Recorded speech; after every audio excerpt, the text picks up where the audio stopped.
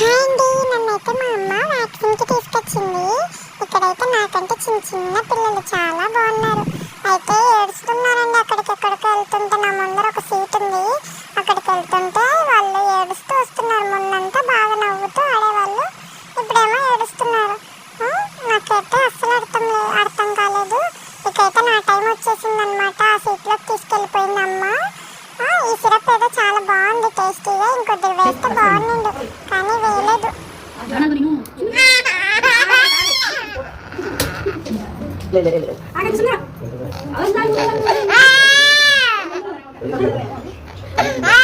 చేతికి 2 కార్లకు వేసారు ఇంజక్షన్. చాలా నొప్పి వేసేసింది. అందుకే చాలా గట్టిగా ఏడ్చేసాను.